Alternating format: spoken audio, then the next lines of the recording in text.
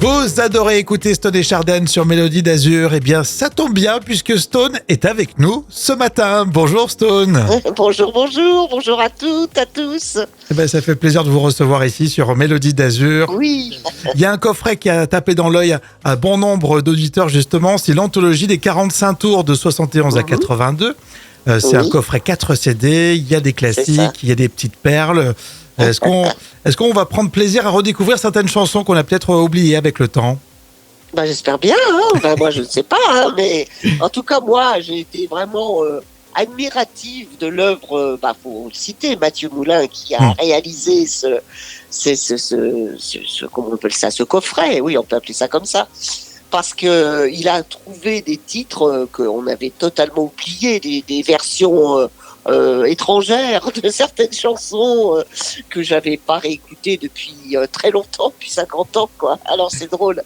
Et puis plein de titres pas connus du tout, quoi, des titres qui ont été enregistrés, et bien sûr tout n'a pas fait des tubes à chaque fois, hélas, mais en tout cas c'est sympathique d'avoir toutes ces chansons rééditées ensemble, quoi. Et oui. Joli coffret, on peut se le procurer d'ailleurs du côté de Marianne Mélodie.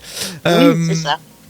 On critique souvent notre époque 2024. Est-ce que c'était mieux avant ? Est-ce qu'on s'amusait mieux dans les années 70 ? C'est bien connu. C'est bien connu que c'était mieux. Non, mais bon, chaque époque, heureusement, a ses plaisirs. Et je pense que mes enfants sont très bien à notre époque, par exemple. Leur génération leur va.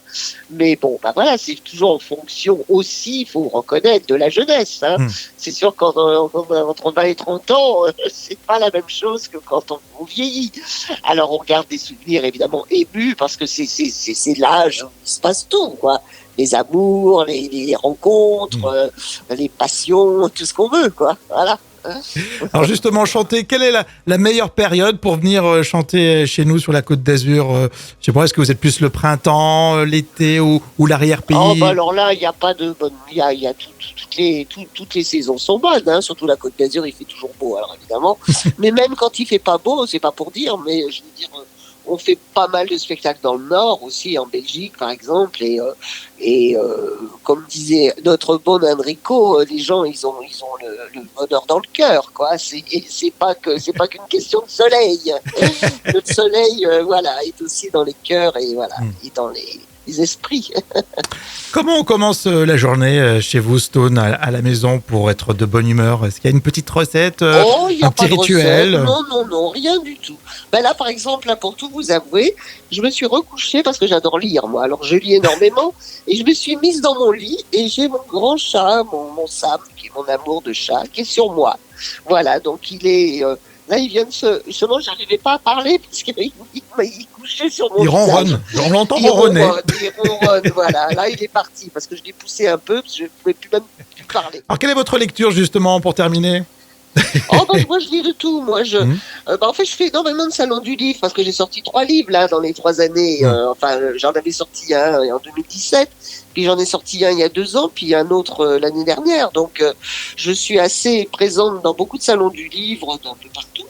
Et là, donc je lis, j'achète aussi des livres, souvent d'ailleurs c'est drôle parce que je dépense plus en achat de livres que je ne vends moi-même, ça dépend des salons, mais c'est pas grave, comme ça en plus je fais connaissance avec des auteurs, parce que moi je suis très admirative des auteurs de bouquins, et du coup je lis un peu tout ce que je peux, le plus possible. Là j'ai attaqué un nouveau livre de Frederick Brown, qui est un auteur américain très célèbre, qui est un peu comme Stephen King, ce genre de... Et c'est La nuit du Jabberwock, c'est une histoire un peu fantastique, j'aime bien ces histoires-là. Voilà, et puis j'ai lu aussi un livre formidable, ça s'appelle Les Grands Oubliés, sur toutes les femmes... vraiment aussi génial, toutes les femmes qui ont été fabuleuses et qui ont bien sûr été un petit peu mises de côté. Enfin voilà, je lis des choses très très différentes, mais à chaque fois très intéressantes. Eh bien c'est parfait, on sent plein de passion dans votre voix et ça on adore. D'accord. Merci Stone et à bientôt sur Mélodie d'Azur. Il n'y a pas de quoi, merci. Et belle journée, merci. À bientôt, au revoir.